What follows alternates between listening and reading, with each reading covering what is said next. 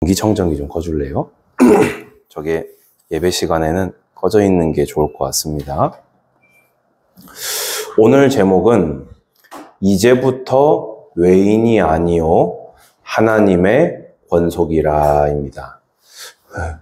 감기가 이번에 좀 오래 가서 오늘 목소리가 좋지 못한 거 양해를 좀 부탁드립니다. 성도의 신앙생활에 원동력은 무엇입니까? 누가 뭐라고 해도 말 그대로 신앙생활인데 믿음이 없다면 신앙생활이 어려울 수밖에 없을 것입니다. 성도의 신앙생활의 원동력이 무엇이냐?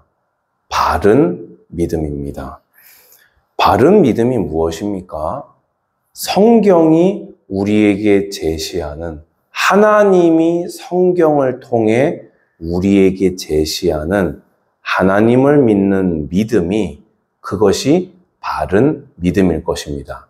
그러면 우리가 이 생동감 있는 뜨거운 자원하는 신앙생활을 하기 위해서는요, 절대로 빠져서는 안 되는 믿음이 있습니다. 구체적으로 본다면요, 바로 나의 과거가 성경을 통해서 올바르게 인정되는 것입니다. 옛날에는 우리 그런 표현했지요. 철저하게 절망해야 한다.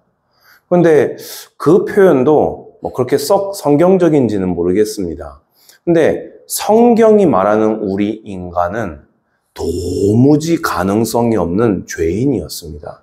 근데 이 시대가 어떻습니까? 자존감의 세대들입니다. 그러다 보니까요, 우리의 부족함과 연약함을 하나님 앞에마저도 드러내기를 원하지 않습니다. 의식적으로 스스로 그거를 자꾸 막아요. 우리는 성경을 보면요, 하나님이 없으면 아예 존재 자체가 불가능하거든요. 우리의 생명 자체가 하나님이 없이는, 우리의 1분 1초가 예수 그리스도의 은혜가 없이는, 성령님의 내주와 인도하심이 없이는 성립이 안 되는 것이 인간인데, 우리의 자아의식이 너무나 높아져 있어요. 그러니까 신앙생활에 자원하는 마음이 들지가 않는 겁니다. 왜냐? 나는 멀쩡하고, 나는 귀하고, 나는 아깝고, 내가 수고해서, 내가 노력해서, 내가 일구어낸 내 인생을 자꾸 하나님이 방해하시는 것 같거든요. 자꾸 하나님이 빼앗아 가시거든요. 자꾸 하지 말라 하시는 것 같거든요. 그런데요, 성경을 통해서요, 내 올바른 인간이 어떤 존재인지, 우리가 소유하고 출생한 우리의 출생지인 죄가 무엇인지를 올바로 믿게 되면은 우리 안에서 자원하는 마음이 막 절절절 끓어 넘치게 되어 있습니다. 그러면서 그 인간의 실존과 죄가 얼마나 어둡고 두려운 것인지를 믿게 된 자가 그것에서 나를 해방하신 성삼위일체 하나님의 복음을 바르게 믿게 되면 그 사람을 보고 우리는 하나님의 자녀다 합니다. 이 은혜가 성도에게 믿어지면요, 감사와 감격이 날로 새롭게 됩니다. 그것이 우리 신앙의 원동력이 되게 되어 있지요. 그러면서 앞으로 이제는 그 과거에서, 그렇게 어렵고 더럽고 추악했던 그 과거에서 예수 그리스도께서 나를 어디까지 회복시키셨고 또 앞으로 또 나를 어디로 데려갈 것인지가 소망되고 온전히 믿어지면 이제는 이 사람은 무엇으로도 막을 수가 없는 하나님의 사람이 되어버립니다. 제가 방금 드린 이 내용이요, 여러분들이 매주 성경에서 읽는 것입니다. 제가 말씀드린 이 내용이요, 제가 청년부 예배에서 매주 선포하는 내용입니다. 그러면 이 내용이 여러분에게 바른 믿음으로 담겨질 때 여러분 안에 새로운 시작은 주님이 행하실 줄로 저는 믿습니다. 오늘 에베소서 2장을 또 읽으려고 해요. 사실 성경을 그대로 읽는 설교는요, 저도 이렇게 성경을 읽다가 누구에게 배운 게 아니에요. 그냥 읽는데 제 마음에 그냥 감동이 왔어요. 이거는 아무리 내가 설명을 해보았자 이거를 그대로 읽는 거 이상의 내가 받은 감동을 성도들에게 전달하는 것이 정말 불가능하다. 그 믿음을 가지고 여러분들과 함께 우리 옛날에 지금은 벽 다 터가지고 없지만은 저 옛날에 그때 진짜 용감하게 시작했던 거였거든요. 근데 하면 할수록 드는 생각이 뭐냐면요. 너무나 좋은 설교이지만 자주는 하기 참 어렵겠다. 왜냐하면은 저는 이걸 읽으면서 준비하면서 이미 감동을 가지고 왔는데 여러분들에게는 이게 다를 수 있거든요. 그러면 제가 여러분들에게 부탁드리는 것은 무엇이냐? 지금 이 시간 예배 기도하시기 바랍니다. 오늘은 저는 또다시 에베소서 2장을 읽고 마칠 것입니다. 성령께서 여러분들 마음에 이것이 믿어지도록, 이것이 깨달아지도록, 이것이 여러분에게 감동되고 감사가 되도록, 이것이 나의 바른 믿음이 되도록 지금 여러분들이 각 사람의 심령 속에서 예배 기도하시기 바랍니다. 한 구절 한 구절 읽어나갈 때 여러분 안에 계신 성령께서 여러분에게 새 힘을, 참된 소망을 여러분에게 북돋아 줄 것입니다. 그리고 아무래도 성경을 읽는 설교는 제가 예화도 들고 막 이렇게 설명도 하고 이런 설교보다 텐션이 루즈해질 수밖에 없어요. 그래서 만약에 사실 저는 이 겨울철이 참 그렇거든요. 우리가 따뜻한 것도 틀어놓고 옷차림도 두텁고 하다 보면요, 이 잠이 올 수밖에 없습니다. 이 주일 아침 시간에. 그러면 여러분들이 있다가 집중력이 흐려지시는 분은요, 사실 제가 성경 읽는 설교할 때는요, 여러분들 다 일어나라고 하고 싶어요. 근데 이거는 모르겠습니다. 그건 제가 좀 더 고민을 해볼 문제이지만 집중력이 좀 흐려진다 하시는 분들은 일어서시기 바랍니다. 원래 성경 읽을 때요, 읽는 사람은 정작 앉아 있고 받는 분들은 성도들이 하나님의 말씀을 서서 받았던 게 사실은 그게 성경에서의 원래 모습이거든요. 전혀 개의치 마시고 여러분들이 말씀에 집중하는 것만, 성경 읽는 예배를 드릴 때에는 말씀에만 완전히 집중하시기 바랍니다. 지금 온라인으로 예배 드리실 분들에게도 부탁을 드립니다. 오늘 그래서 그대로 믿어 감사와 감격이 넘치는 예배가 되기를 축복합니다.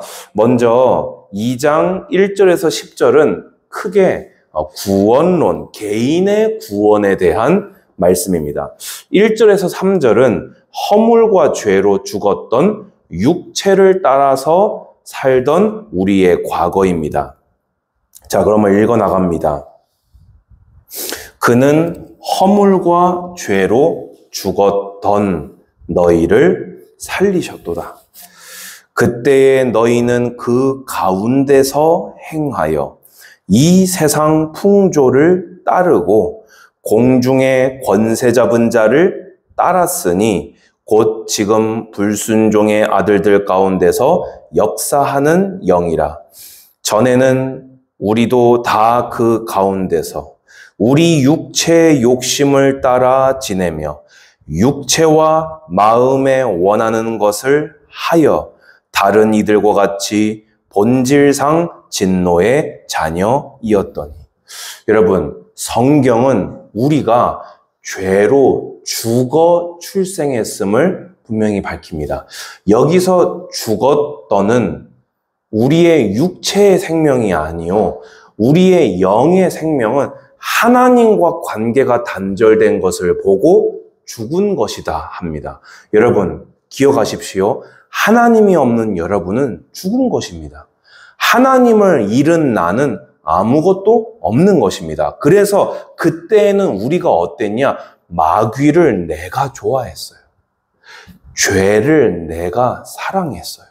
욕심을 따라 사는 것을 추구하고 그것을 너무나 이루고 싶었던 것이 우리의 태생입니다. 이런 자에게 사망 말고 지옥 말고 기다리고 있는 것이 도무지 있겠습니까? 자, 4절에서 7절은요. 그런데 그런 우리에게 하나님의 사랑과 그리스도의 은혜로 주어진 이 구원, 복음을 우리에게 알려줍니다. 4절, 긍휼이 풍성하신 하나님이 우리를 사랑하신 그 큰 사랑을 인하여 허물로 죽은 우리를 그리스도와 함께 살리셨고 너희는 은혜로 구원을 받은 것이라. 또 함께 일으키사 그리스도 예수 안에서 함께 하늘에 앉히시니 이는 그리스도 예수 안에서 우리에게 자비하심으로써 그 은혜의 지극히 풍성함을 오는 여러 세대에 나타내려 하심이라. 여러분, 얼마나 이 감동스러운, 감격스러운 복음입니까? 여러분, 첫 단어가 뭡니까? 긍휼이죠. 여러분, 긍휼이 뭔지 아십니까? 사랑과 은혜와 긍휼은요, 뉘앙스가 달라요. 은혜는요, 위에서 아래로. 사랑은요, 조건이 없는. 근데 긍휼은 뭔지 아십니까? 이 사람이 나에게 지금 이미 죄를 지은 거예요. 이 사람에게 기다리고 있는 것은 판결과 심판밖에 없는 상황에 베풀어지는 자비가 긍휼입니다. 하나님하고 우리의 관계는요, 결코 대등하지 않았습니다. 우리는 그저 필멸자예요. 장망성이었어요. 기다리는 것은 지옥이었던 우리를 주님의 긍휼로 그의 사랑과 은혜로 우리는 구원을 받은 것입니다. 아멘? 그래서 하나님의 선물이다 하지요. 근데 6절 보면요. 또 함께 일으키사 그리스도 예수 안에서 함께 하늘에 앉히시니 예수께서 부활 승귀하사 보좌 우편에 앉아 계시지요. 근데 이미 현재 완료형으로 우리가 그 보좌 옆에 앉은 것 같이 기록하고 있어요. 왜입니까? already. 이 구원은요, 이미 이루어졌어요. 다만 not yet일 뿐 우리는 저 밑바닥에 죄악에서 출생했던 우리가 부활하시고 모든 성부의 뜻을 이루고 영광을 회복하신 그 하나님의 영광에 이미 우리는 연합하여 있는 것입니다. 여러분의 신분과 실존이요. 여러분 이걸 믿으시기 바랍니다. 여러분은 더 이상 값없는 존재가 아니다 그 말이에요. 부활 승천하시고 왕권을 회복하신 그 예수님과 여러분이 함께 앉아 있는 것입니다. 근데 not yet, 아직 완성되지 않았을 뿐이에요. 시간적으로. 언제지요? 주님의 재림 때까지 맡아두고 기다리고 계실 뿐인 여러분은 하나님의 자녀입니다. 자, 8절에서 10절은요. 구원은 주님의 선물이며 그 선물을 받은 자가 이제 합당하게 살아내야 할 삶에 대해서 알려줍니다. 너희는 그 은혜에 의하여 믿음으로 말미암아 구원을 받았으니 이것은 너희에게서 난 것이 아니요 하나님의 선물이라. 여러분, 저로 하여금 어떤 불합리함에도 불구하고 이 길을 가게 만들어주는 원동력이 뭔지 아십니까? 바로 이 사실 때문입니다. 제가 아무리 불합리함을 당해도, 제가 아무리 의로워도, 제가 아무리 수고를 많이 하여도 제 목숨을 못 삽니다. 그런데 주님은요, 이미 선물로 예수 그리스도를 지불하셔서 저를 벌써 사셨어요. 저에게서 가장 귀한 거 가져가셔봤자 저는 이미 다 예수님을 이미 가지고 있어요. 제게 아무리 많은 것을 더하여 주셔봤자 제게는 이미 예수님으로 꽉 차 있어요. 여러분도 그 예수님을 소유하였기에 구원받은 자는 높아지나 낮아지나 누구도 흔들 수 없습니다. 아멘. 행위에서 난 것이 아니니 이는 누구든지 자랑하지 못하게 함이라. 이 자랑하지 못하게 함이 바로 여러분을 어떤 높은 자리에서도, 여러분을 어떤 낮은 자리에서도 하나님으로부터 끊어지지 않게 여러분을 붙들어주는 끈이 됨에 감사하시기 바랍니다. 저는 저에게 있는 연약들이 발견될 때마다 한탄하면서 올 때가 많았습니다. 그런데요, 지금은요, 여전히 한탄할지도 몰라요. 하지만 감사한 게 뭐냐면요, 나는 이것 때문에라도 주님을 절대 놓을 수 없다. 이 믿음이 저에게 딱 있어요. 여러분, 여러분이 모른다라는 것 때문에 어려울 때 있으시죠? 모름에 힘들어 할지언정 감사하시기 바랍니다. 모르는 여러분은 매일매일 성경 읽고 하나님께 매달려 있을 수밖에 없어요. 은혜의 가시, 은혜의 장치에 감사하시기 바랍니다.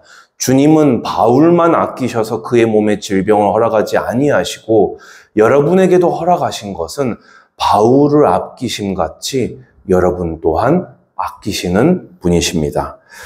우리는 그가 만드신 바라 그리스도 예수 안에서 선한 일을 위하여 지으심을 받은 자. 여러분 뭐라고요? 여러분의 실제가 뭐라고요? 그 안에서 선한 일을 위하여 지으심을 받았습니다. 그러면 이전에는 죄 때문에 못했더라도 이제는 여러분 안에 예수 그리스도의 복음과 내주하시는 성령을 힘입어 하나님의 선한 일을 행하며 사시기 바랍니다. 이 일은 하나님이 전에 예비하사 우리로 그 가운데서 뭐라고요? 행하게 하려 하심이니이다. 아멘. 자, 그러면 두 번째로 11절에서 22절은요, 교회론입니다. 근데 말이 교회론이지요, 반드시 구원론을 전제로 하며 사실은 구원론과 하나인 것과 마찬가지인 교회론입니다. 11절에서 18절은요, 하나님의 구속사가 선민, 그러니까 이스라엘 민족에서 세계 만민에게로 확장된 그 은혜를 설명합니다. 그러므로 생각하라. 너희는 그때의 육체로는 이방인이요 손으로 육체에 행한 할례를 받은 무리라 칭함은 자들로부터 할례를 받지 않은 무리라 칭함을 받는 자들이라. 여러분, 저는 이 말씀인데요, 마음이 너무 서럽더라고요. 우리는 출생했을 때 하나님하고 관계가 없는 사람이었어요. 근데 이스라엘 사람은요, 출생하니까 그 구약의 이스라엘 민족은요, 아브라함의 후손들은요, 태어나면 언약의 백성이에요.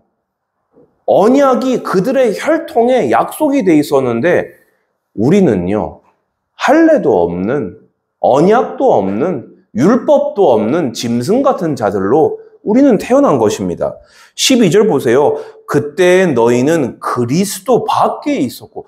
여러분, 이게 얼마나 비참하고 서러운 말입니까? 이게 우리라니까요. 그러니까 그 당시 에베소 교회 안에 이런 갈등들이 있었나 봐요. 유대인 출신 크리스찬들이 이방인 출신 크리스찬들을 은근히가 아니고 대놓고 무시하면서 우리는 선민 그리스도인 이렇게 얘기하고 너희는 이방인 그리스도인 이런 식으로 얘기하면서 막 괜히 율법 얘기하고 막 듣는 이방인 출신 크리스찬들은 괜히 알지도 못하게 태어났을 뿐인데 그냥 서러움 당했던 겁니다. 이스라엘 나라 밖의 사람이라 약속의 언약들에 대하여는 외인이요 세상에서 소망이 없고 하나님도 없는 자이더니. 저는 이 말씀들이요 너무 서러워요. 왜냐? 이게 지금 내 이야기거든요. 내 출생지에 대한 이야기예요. 그런데 이제는 전에 멀리 있던 너희가 그리스도 예수 안에서 그리스도의 피로 가까워졌느니라. 예전에 이방인과 유대인의 거리가 이렇게 멀었다면요, 이 사이를 죄가 그리고 혈통이 가로막고 있었다면요, 예수의 십자가의 보혈로 수평적으로 하나 되게 하셨습니다. 그리스도께서 오신 이유가 뭐라고요? 화평을 이루시려고, 하나 되게 하시려고. 누구와 누구를요? 언약의 백성인 이스라엘과 원래는 이방인이요 외인이었던 우리 또한 하나 되게 하신 것이 예수 그리스도의 복음입니다. 그는 우리의 화평이신지라 둘로 하나를 만드사 원수된 것 곧 중간에 막힌 담을 자기 육체로 하시고. 여러분, 제가 말씀드렸죠, 예전에 성경학교 하면서요, 옛날에 성전을 가면요, 우리는 들어가지를 못해요. 이방인의 뜰에 담벼락이 있어서 이방인은 이 안에 들어오면 죽이라 라고 방이 써붙여져 있어요. 우리가 여기 예배드리러 왔는데 출입구에 우리는 서서 이렇게 소리만 듣고 있고, 여기에 한창음 들어오면 죽이라, 박민혁이 들어오면 죽이라 써있다고 생각해 보세요. 이게 얼마나 서러운 일입니까? 그런데요, 그 담을 누가 하셨다고요? 예수의 몸이 헐어버리셨습니다. 전 이게 너무 감격스러워요. 법조문으로 된 율법의 계명의 율법을 폐하셨으니, 율법을 폐하신 게 맞습니까? 완성하신 거 아닙니까? 이방인에 대한 모든 것을 폐하셨습니다. 이제 그리스도 안에서는 유대인도 이방인도 없어요. 왜냐? 그리스도를 믿는 자는 영적인 아브라함의 후손이요 영적인 이스라엘이라. 이는 이 둘로 자기 안에서 한 세 사람을 지어 화평하게 하시고, 또 십자가로 이 둘을 한 몸으로 하나님과 화목하게 하려 하심이라. 원수된 것을 십자가로 소멸하시고. 여러분 잘 들으세요. 아까 수평적으로 하나 되게 하셨다고 했죠. 이 하나 된 자들이 이제는 수직적으로 하나님과 하나가 되게 하셨어요. 예수님의 십자가는요, 참 절묘하지 않습니까? 십자가가 이 가로와 세로 선이잖아요. 그런데 수평으로 화목하게 하시고 수직으로 화목하게 하신 그게 뭐냐? 그 피와 몸이 예수 그리스도의 복음입니다. 우리가 그 복음을 소유한 거예요. 또 오셔서 먼 데 있는 너희 우리에게 평안을 전하시고 가까운 데 있는 자들 유대인들에게 평안을 전하셨으니 이는 그로 말미암아 우리 둘이 한 성령 안에서 하나님께 나아감을 얻게 하려 하심이라. 아멘. 자, 바로 이어서 19절에서 22절. 그리스도 안에서 유대인이나 이방인이 하나 되어 우주적인 교회를 이루었다는 것을 우리에게 알려줍니다. 오늘 본문인데 여러분 자 집중하시기 바랍니다. 이 감격적인 감동적인 해방 선언문을 들으시기 바랍니다. 그러므로 이제부터 너희는 외인도 아니요 나그네도 아니요 오직 성도들과 동일한 시민이요 하나님의 권속이라. 아멘. 여러분 이것을 그대로 믿으면 여러분의 영혼이 소생되는 줄 믿으시기 바랍니다. 여러분 고난 가운데서 나는 하나님의 권속이다. 누가 뭐라고 해도 나는 하나님의 권속이다. 나는 하나님의 시민이다. 너희는 사도들과 선지자들의 터 위에 세우심을 입은 자라. 이 터가 뭡니까? 수많은 하나님의 사람들을 통해 선포된 예수 그리스도의 복음. 그게 여러분 건물에 제일 뭐가 중요하지요? 터가 중요해요. 여러분의 터가 뭡니까? 여러분의 출생지는 이제 죄가 아니에요.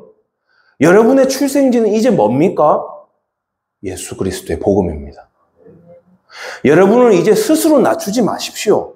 하나님 앞에 겸손해질 때 말고는 세상 어디에서 어느 사람 앞에서 어느 문제 앞에서 어느 성공과 성과 앞에서 여러분 낮추지 마십시오. 왜입니까? 여러분의 터 자체가 예수 그리스도라.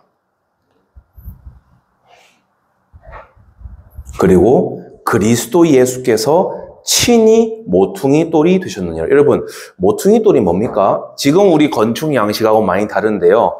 벽체와 벽체가 만나는 지점이 있죠.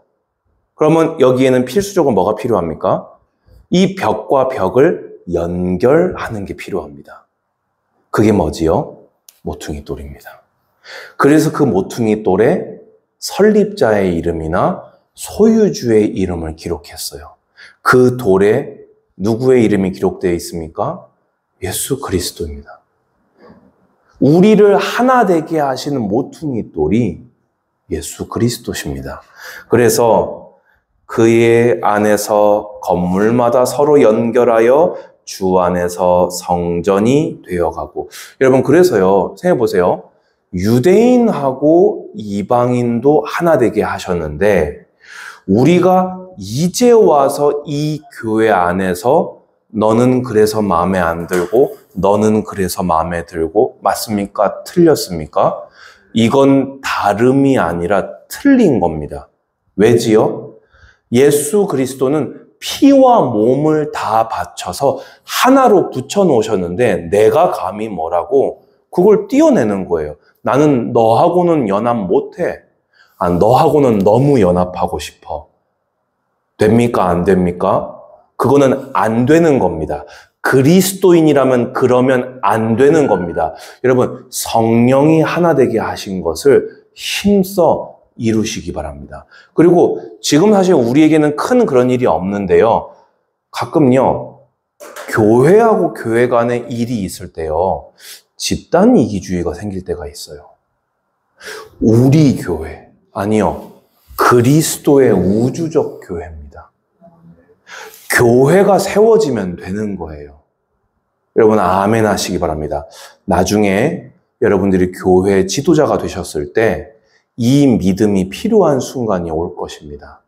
우리 교회, 그러니까 제자교회, 내가 몸담고 있는 간판을 건 교회는 이득을 얻지만 또 다른 간판을 걸고 있는 교회는 상처가 된다면 그건 주님 앞에 틀린 것입니다. 아멘 하시기 바랍니다. 하지만 나를 희생하고 다른 것을 높인다면 그것은 주님 앞에 선할 것입니다. 이것은 믿음이 아니면은 불가능한 조치가 될 것입니다.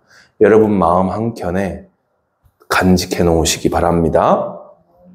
너희도 성령 안에서 하나님이 거하실 처소가 되기 위하여 그리스도 예수 안에서 함께 지어져 가느니라. 그래서 조금 부족하고 연약한 거 우리 다 있지요. 그리고 내 거는 또 잘 안 보여도 타인의 것은 잘 보일 때가 덜어 있습니다. 그런데 뭐라고요? 함께 그리스도 안에서 지어져 가는 과정입니다.